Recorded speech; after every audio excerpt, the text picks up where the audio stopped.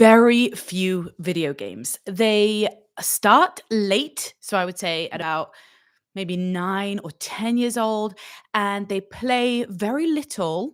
I would say about maybe 1 to 2 hours a week.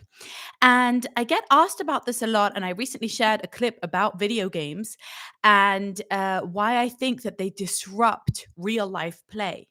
And I got a really interesting comment on YouTube, and just wanted to use it as an opportunity to go live and have this conversation because I think that there are a lot of really legitimate opinions when it comes to video games and screen time in general. And I think it's a really important conversation to have. And I also think it's really okay for us to disagree as parents, just like I think that about everything else. Like, you know your child best, you know your situation best, you know your resources best. You have access to the same information that everybody else does with the internet, right? And so, first and foremost, I just want to say trust your own instincts and your own guidelines. And if you disagree with what I'm doing with my kids, then don't do it with yours. That's absolutely fine. But I also think we should have a high IQ, high intelligence, real in-depth critical thinking conversation about this that evolves and changes with time. Sometimes I get a little bit of shade thrown at me for the ways that I change over the years. But whilst that might feel inconsistent or unpredictable, I also think there's a really big strength to being open-minded, to being consistently critical, analytical, aware, and flexible enough to change and grow with the years and change our opinions and evolve, right? We've got to be flexible, and we've got to be, I guess, really responsive to our specific children and our specific situations. Okay. So here's the comment that I received, and let me know if this is you. In fact, if you're here live, just let me know in the comments right now. Do your kids do any video games? Do they have a smartphone? Do they play on it, on an iPad, on a computer? Do they watch TV? Do they watch Netflix? Like, where are you at right now in terms of your screen time and screen wise journey? Okay, so by the way, the comment was really respectful, which I really appreciate, because I really appreciate complex debate and nuanced debate. And here's what he said. Just want to hop in and give some pushback. Cool. I really welcome that. This isn't an either or situation. A child can have access to Lego and Minecraft.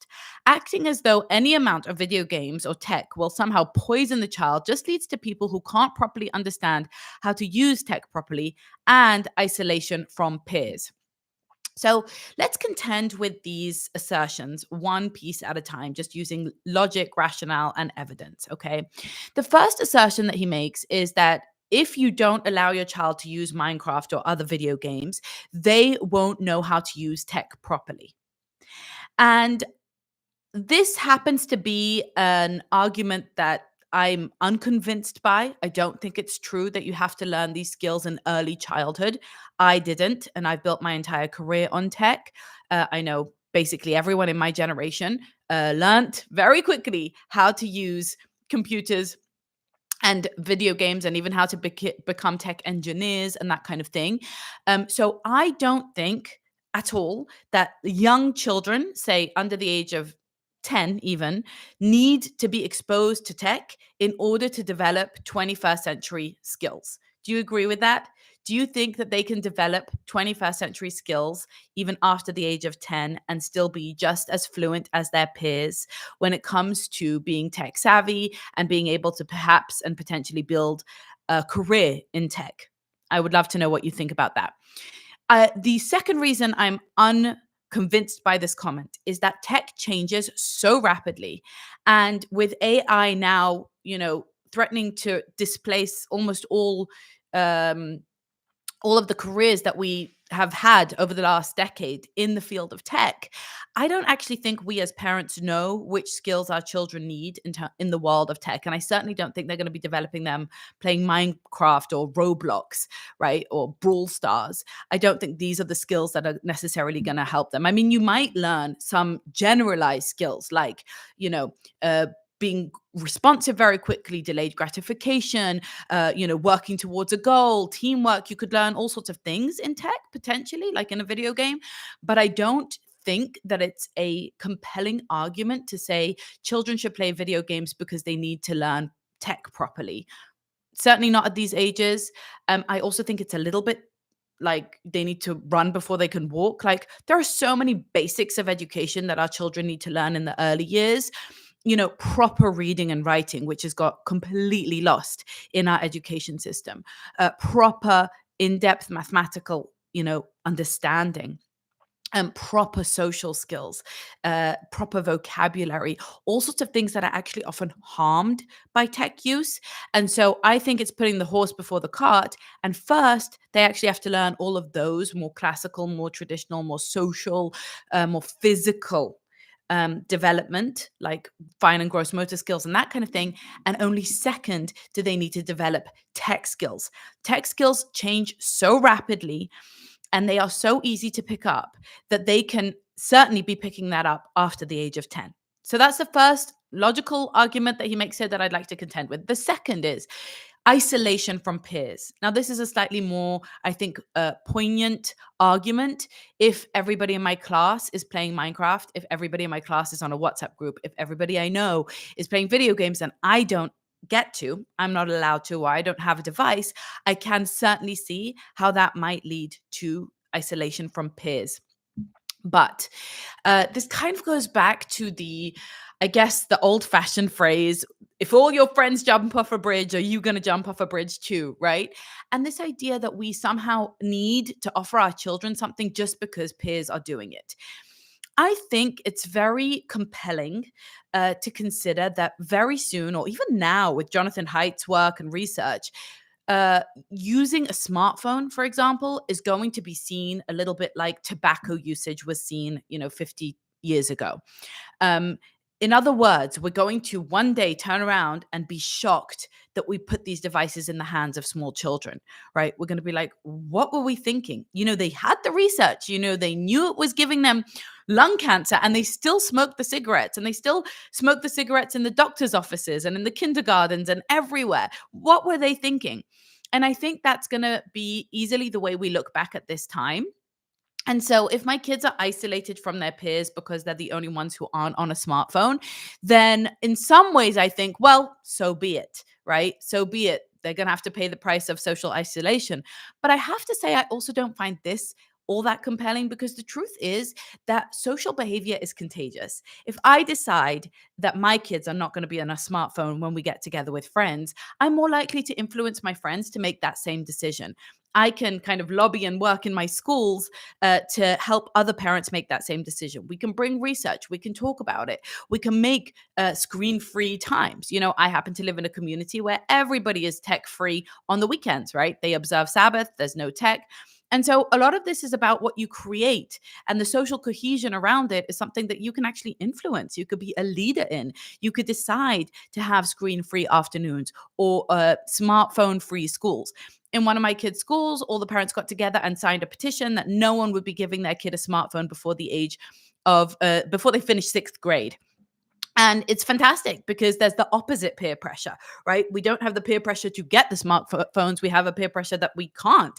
And it gives us parents this great excuse for those of us who have trouble setting boundaries with our kids. Our kids like, I really want a smartphone. Why can't I have a smartphone?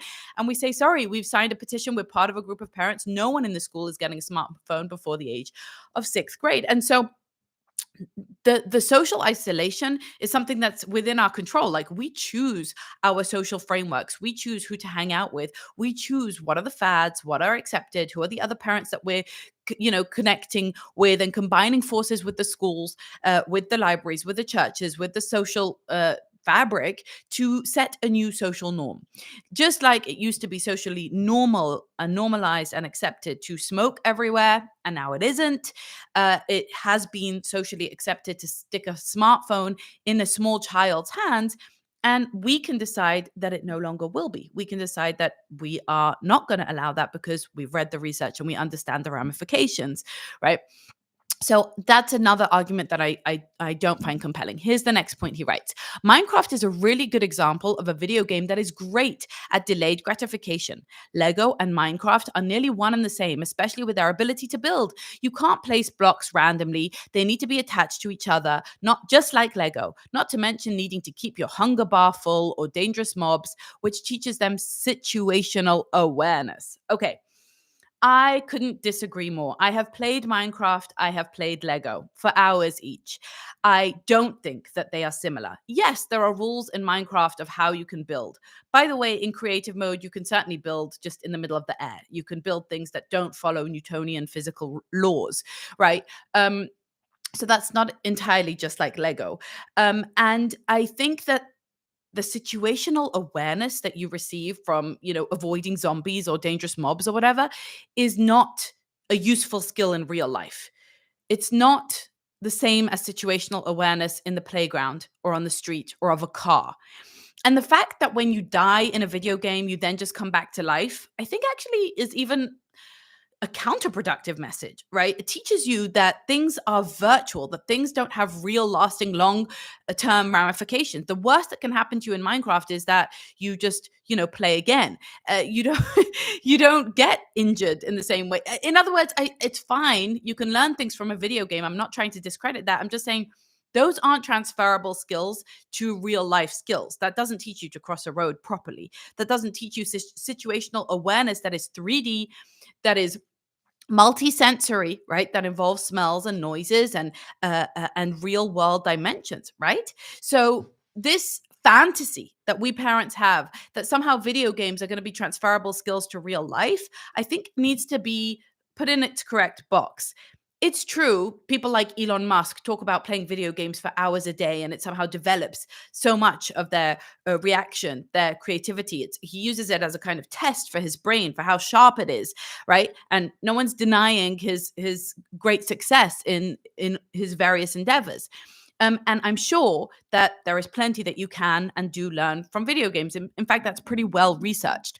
The problem is that this ignores the very clear and obvious and well researched downsides as well. Just because you can learn something from a specific situation doesn't necessarily mean that the pros outweigh the cons, right? Children who watch fast paced media, right, for prolonged periods of time, they show increase of attention problems. There is a real displacement of real world play when you play online, right? Too much screen time easily crowds out crucial developmental activities like imaginative play without a screen, social interaction, face to face, hands on exploration with sensory input. These things foster creativity, problem solving, motor skills. And screens that become the default entertainment really lead to the fact that kids are missing out on experiences that help them really learn to self-regulate, to develop spatial reasoning, to build resilience through trial and error in the physical world. And so again, I wish it was true. I wish it was true that you can just learn all these things from Minecraft and that's awesome, but not if Minecraft is taking away from real life experiences. If you're telling me, oh, my kid does Minecraft for 1 or 2 hours a week, fine. That's not taking away from big chunks of time that they're doing other things. But if they're doing it for 1 or 2 hours a day, that becomes a real problem, right? That becomes it displacing real world interactions, physical experiences, fine and gross motor skill development, and maybe potentially worst of all is social skill development, right? We know from research that the generation that has grown up on screens can't read facial expressions as well as the rest of us, as they're older, as millennials. They can't actually read social cues. They have a lot of trouble expressing themselves with words to other people face to face and prefer to use emojis and text messages because they struggle with actual um, expression and vocabulary and being accurate and articulate. And these are the types of things I'm sure that you want for your child, and I know I want for mine. And therefore, avoiding, video games in the early years allows them and in some senses forces them to develop these other imaginative skills. All right, let's relate to the second point that this very kind commenter has made here. Kids aren't being given other choices. He says, children adapt to their surroundings for better or worse. And if a child isn't given other fun activities like Lego or going for walks or drawing, of course they will go back to their tech. The tech isn't the issue here, it's a symptom. The issue is neglect for children's needs of a variety and quality time. There is nothing wrong with a child drawing on a tablet versus paper. The issue is when they aren't given the choice and the opportunity to. Okay. So, in a sense, I agree. If children aren't given other opportunities, then of course they're going to go back to their tech. But I think the reverse is also true. If children are given the opportunity for tech, many of them are going to avoid other opportunities. In other words, if I have the option of playing Minecraft and I have the option of playing Lego, for many children, it's going to be very likely that the Minecraft will be really kind of something that a seduction and a temptation that they can't and won't and have no reason to say no to. And so I know, because I have 5 children, that children come with different temperaments, and different temperaments are going to respond differently to the availability of things like video games. But if a video game is available, then many children are not going to opt for real life experiences. If they can draw on a tablet, many children are not going to draw on paper. And this commenter says there's nothing wrong with a child drawing on a tablet versus paper, and I disagree. There is something wrong with that if that's their exclusive experience. There is something wrong with flattening the world, the 3D, sensory, complex, nuanced world, into a purely virtual and screen based world. There is something wrong with a child growing up. In one of my children's schools, they don't even allow markers. Okay, they don't even use markers because markers are too instant, right? And the gratification of markers is too instant. They actually use watercolors so that children get a lot of a more sensory, deeper, slower process of understanding colors and the use of colors. Right now, that might be a bit extreme. I think it is. We have markers at home. I don't mind markers at all, and I don't mind drawing on a tablet. But it can't be the exclusive artistic expression or experience of a child. If that is the thing that they are offered instead of real life experiences, then I do think that they're missing out on something very important. Now, here's the most important piece that I want to say here is if a child doesn't have video games, say until the tween years, what are they missing out on then?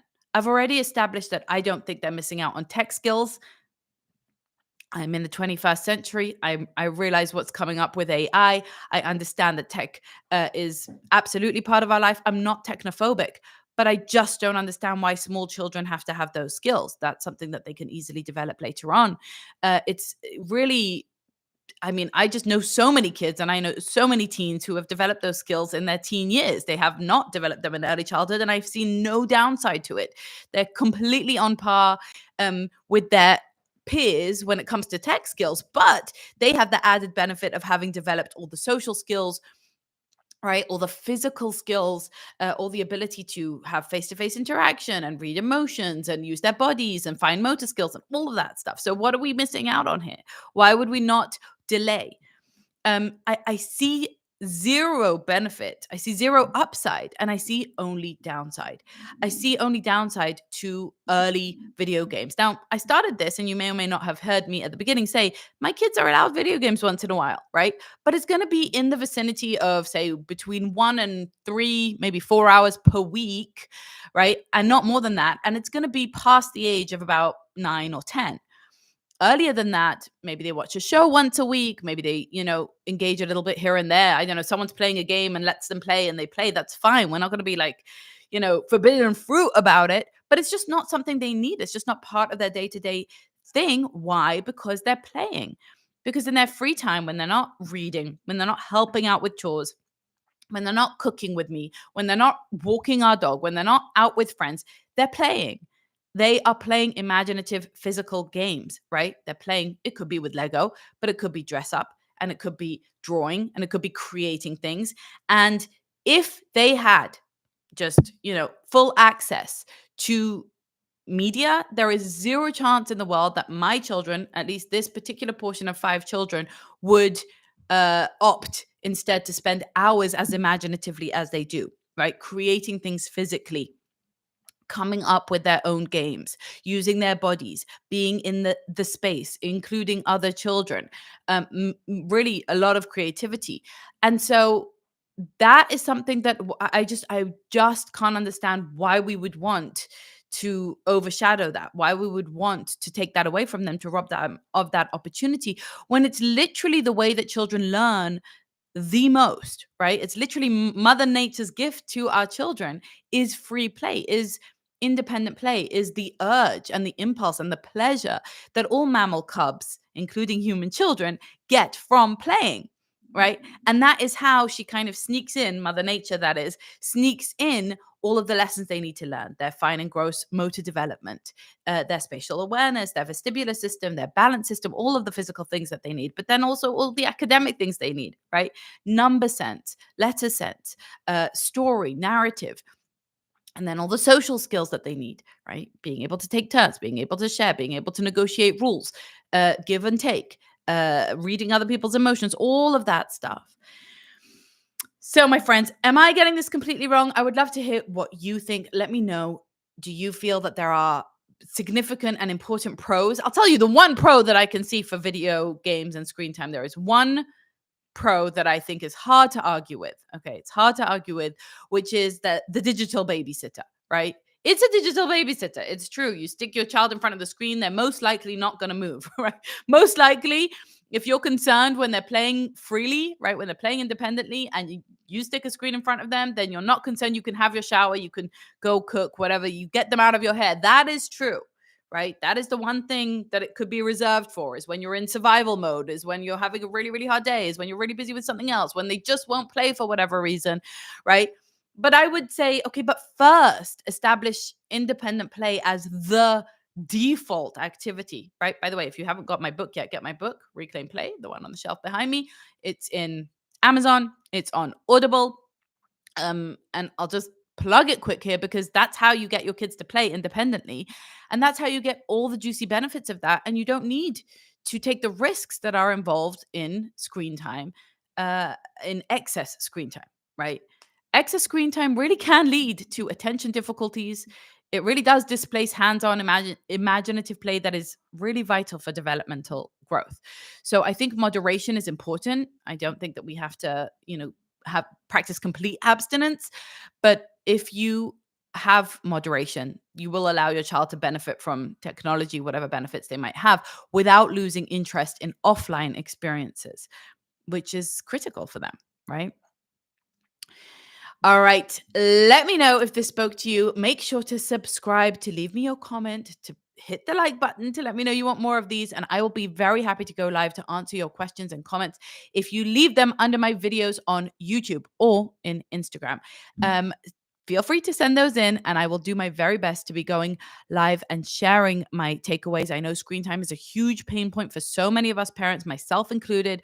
When do they use a smartphone? How much should they use? What kind of parental guidelines should we have on it? How do we make sure that they are part of their peers and friends circle and not feeling left out? What should we allow them to watch? What shouldn't we, et cetera, et cetera. I think it's really, really a key conversation for us to just apply logic to. I know it gets really emotional really quickly, but I just want to help you clean all of that up and apply logic. Tara says, hello, thanks, Avital. I have this book and have been using these techniques since 5 years, and they work like magic. My kids can play for 4 or 5 hours independently. That is amazing, Tara. I'm so happy to hear it. And, so can mine, and so can thousands of my students around the world. And whenever I see people being like, oh, but screen time, my heart goes out to them. It's like, I just want you to discover the joy and the benefits of independent play. Vinita says, so true. Huge pain point for us. I know it's a huge pain point. I'm here to help.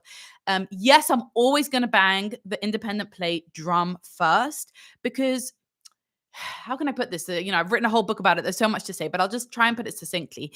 There are no downsides to independent play, and there are so many upsides. So it's this guilt-free option that allows you to do your housework, to do your work, to do your self-care, whilst knowing that your child is busy with the thing that is best for children to be busy with, right? They're going to be developing academic skills. This is all research proof.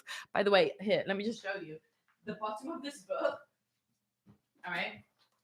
I just want to show you so that you understand, okay? At the end of this book, I have pages upon pages of citations, okay? Citations. These are all citations. Why? Because it's all completely evidence-based. It's all completely based in science, okay? It's all evidence-based. You see how many citations there are for each chapter. And I say that because it's not just fluff. It's not just, oh, independent play is nice and video games are bad. It's that we have years of research about this and years of in-depth understanding, like decades. This goes way before screen time, right? We've been researching independent play. And the decades of research just show all the key benefits, right? And I know that so many of us parents struggle today with things like behavioral problems, right? Children who have a lot of tantrums, children who won't listen, children who fight the whole time with their siblings, children who are rude and talk back and aren't happy to be helpful, right? Like character development, which is something that no one talks about anymore. It's very out of fashion to talk about developing your character, developing your morals, but it's so important. Character development. If you struggle with your child's character, okay, that's hard to say out loud. I know it's unpleasant, but hey, all of us do. We all want to develop, we all want to grow children to be kind, patient, respectful, capable, right? To have a strong mindset, to overcome challenges, right? That's something we all want. Okay. So if you struggle with that, if you struggle with academic success or with attention, right? Attention deficit disorder is a huge issue in our society today.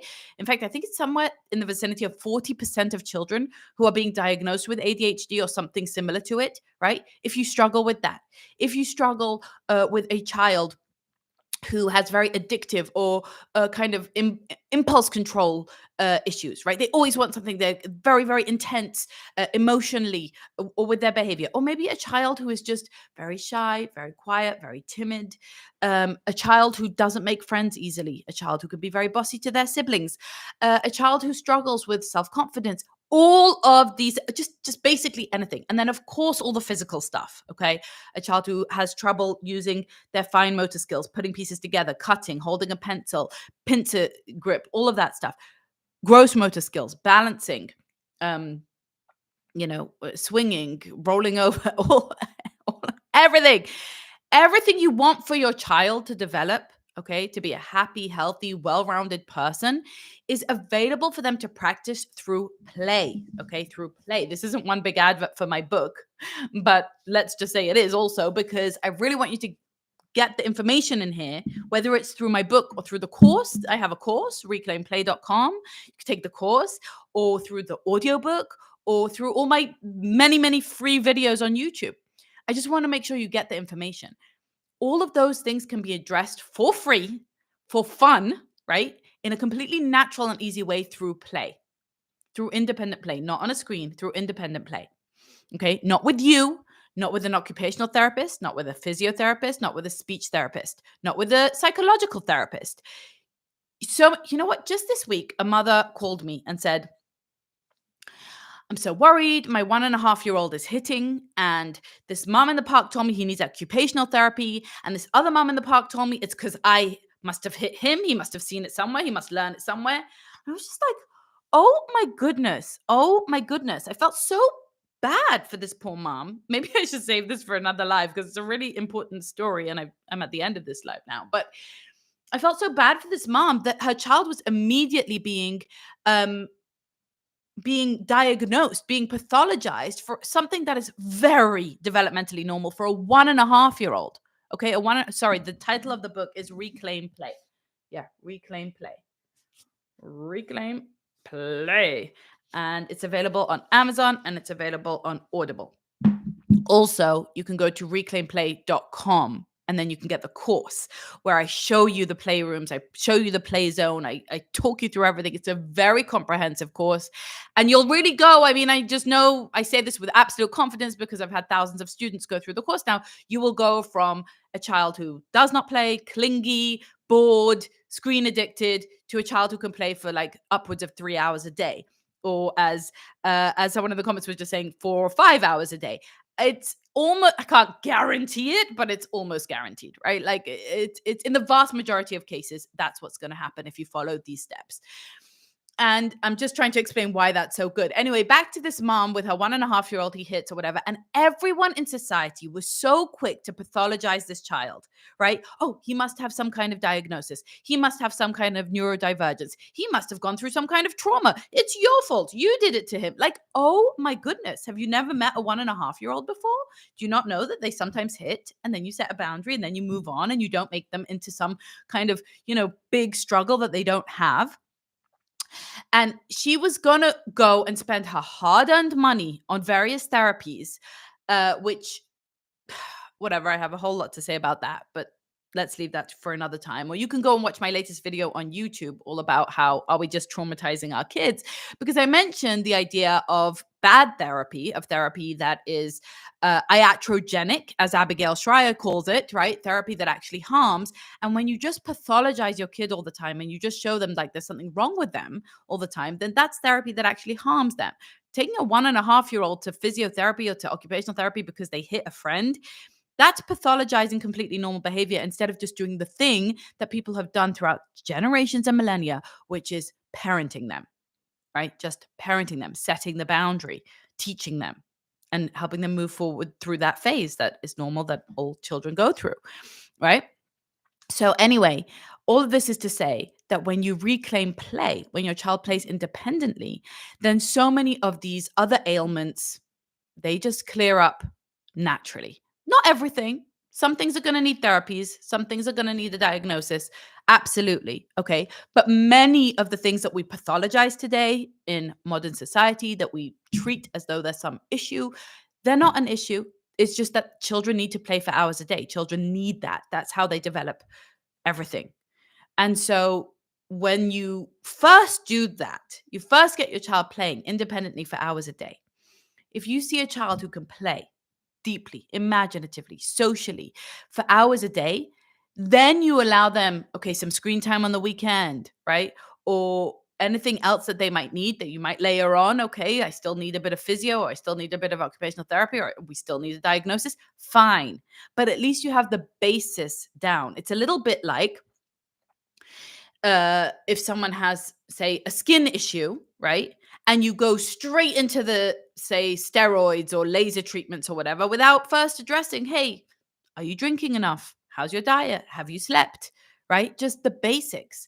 And the basics of parenting, the basics of raising a child is independent play. That is the basic thing, that a child who plays is a child who is healthy, is a child who is mentally healthy, is a child who is loved and supported, because children who are terribly traumatized, who don't have a secure attachment, they can't play. That's one of the key indicators. That's one of the things that we see most with children who have been seriously harmed, is that they can't just go and play. They don't have the relaxation for it. They don't have the confidence for it. They don't feel secure that there's an adult there protecting them, right? So the ability to play creatively is an indicator and an initiator of mental health, right? It's like a virtuous cycle. It both indicates the health and it promotes the health and continues the health, right? Just like a child who can drink water, it's an indicator that the system is working, but it's also good for them to drink the water. Okay, so it perpetuates something positive. And that's what we want. So we started off talking about video games, and we ended up with a pitch for independent play, because I think that's the answer. The reason that I don't have a big difficulty with my children playing in video games is because they can just play actual games. Vanita says, thank you, Avital. Can I request you to share more on parenting tweens and teens on your channels, including the studio? Yes. Been following you since my kids were 6-ish and now they're 12-ish, and it's a different landscape. Completely agree. And yes, I have a tween, I have a teen, and I'm very happy to answer questions about tweens and teens. Will you please post your specific questions inside the studio? For those of you who don't know, the studio is my membership. You're welcome to check it out at highfam.com/studio. Post your specific questions about tweens and teens there for me, or in the comments on YouTube or on Instagram. We will collect those and I will address them. Now, I would like to make a request of you all. I want to answer your burning questions. I want to be of service to you. I'm here because I'm here to help you build a strong family culture. I'm here to help you to love parenting and to parent from love.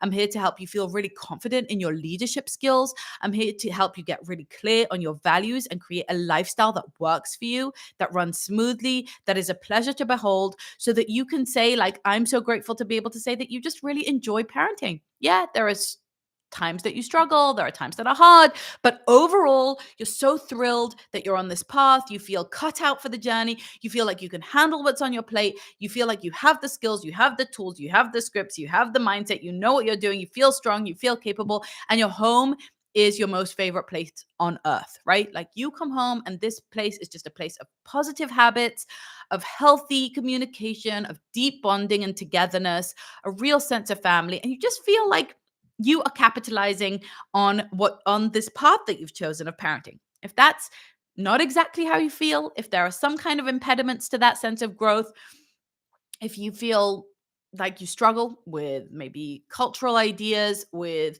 specific interactions with your mother-in-law, with your sister-in-law, with your children, with your husband, with whoever, that's what I'm here for.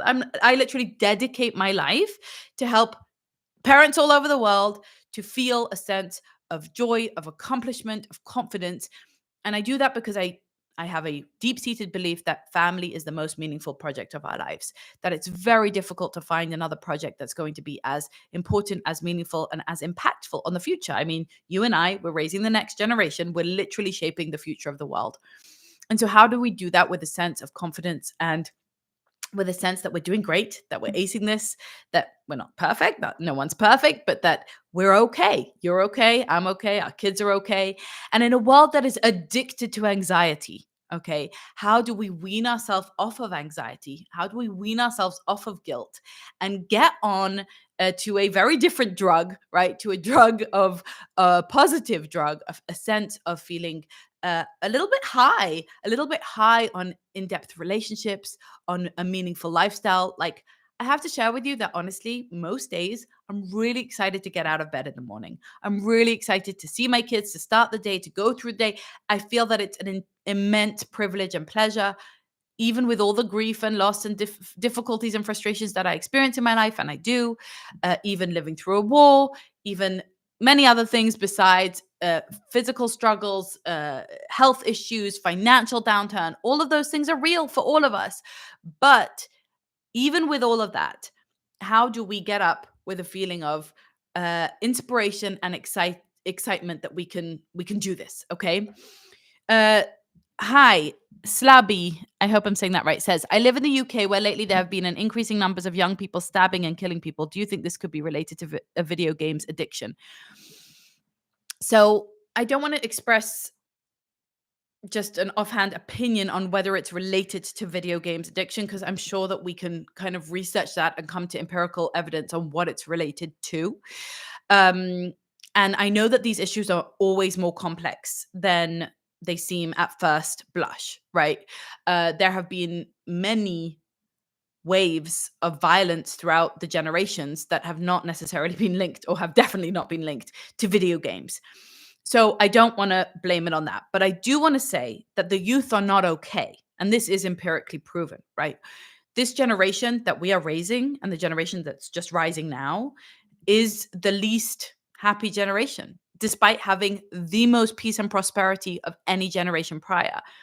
They objectively have the most privilege, you might call it, right? The most safety, despite what the world looks like today, despite the wars that we're living through, etc. They have the most safety, they have the most prosperity, they have the lowest rates of poverty, etc. And yet they are the most fragile emotionally and mentally. So they're the most likely to suffer from self-harm, and from anxiety and depression, and from violence, like you're saying now.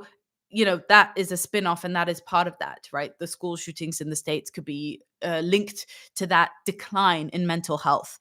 And that can be linked to many very clear things, such as, by the way, the dismantling of family. Okay. Slab says, also, it makes me anxious how to let kids go when they grow up because of the increasing violence between young people. How do I deal with this anxiety? Okay. So do me a favor, just write that question for me in one of my videos or posts so that I have it, and I will go live again and I will address that. Actually, overcoming parental anxiety is one of my pet passions. It's one of the things that I most want to help you with. I personally have overcome clinical, severe, and crippling PTSD after living through extensive terror. My children are and have been living through a war. We've lost family members. They've lost their teachers. They've lost friends. It's been devastating and cruel.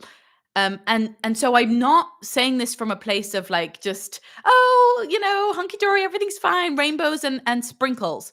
No, I'm saying it from a place of deep pain and grief and loss, that I absolutely think and believe and know for a fact from my own experience in my work with thousands of parents from all over the world, that overcoming parental anxiety, guilt, and shame is not only possible, but it's really desirable. It's really something you want. You want to raise your children with a sense of confidence, that you have conviction in your values, you have clarity on your path.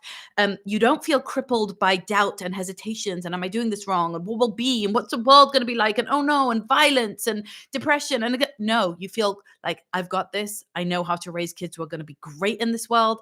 They're going to do great with AI and with, all of the political unrest and with the polarization, and they're going to be good.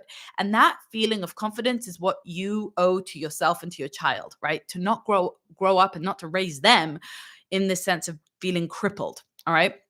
So back to what I was saying when you said, is it because of the video games? It's not because of the video games necessarily, might be, but I think it's more to do with the fact that our families have been really devalued, really disintegrated, right? Our communities have lost their power. People are lonely.